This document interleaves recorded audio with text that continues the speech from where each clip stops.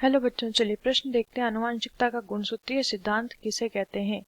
तो आइए जानते हैं हमारे प्रश्न की मुख्य अवधारणा।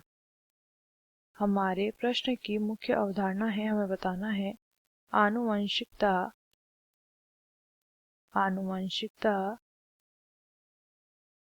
का गुणसूत्रीय सिद्धांत। गुणसूत्रीय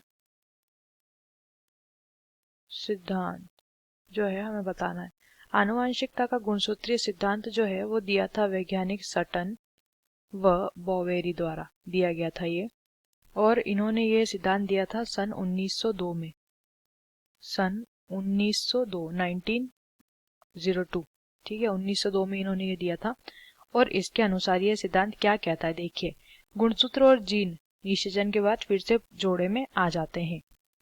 इसका पहला बिंदु था कि जो गुणसूत्र व जीन होते हैं वो निषेचन की क्रिया के बाद पुनः जोड़े में आ जाते हैं,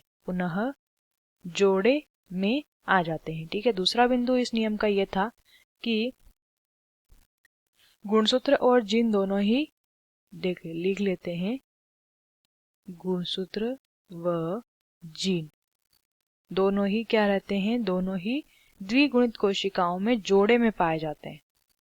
किन कोशिकाओं के अंदर होते हैं? जो कोशिकाएं द्विगुणित होती हैं उन द्विगुणित कोशिका में ये पाए जाते हैं, और साथ ही साथ कैसे रहते हैं, जोड़े में व्यवस्थित रहते हैं, जोड़े में व्यवस्थित ये रहते हैं। अगला बिंदु इस सिद्धांत का क्या कहता है, अर्धसूत्री विभाजन के दौरान क्या होता है, देखिए इसमें लिख लेते हैं, अर्धसूत्री विभाजन जब होता है तो इसमें होता है युग्मीकरण, युग्म बनना, ठीक है। तो युग्मीकरण की क्रिया जब होती है तो इस दौरान, युग्मीकरण के दौरान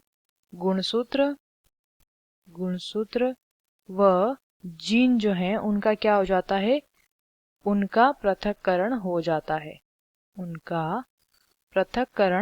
हो जाता है।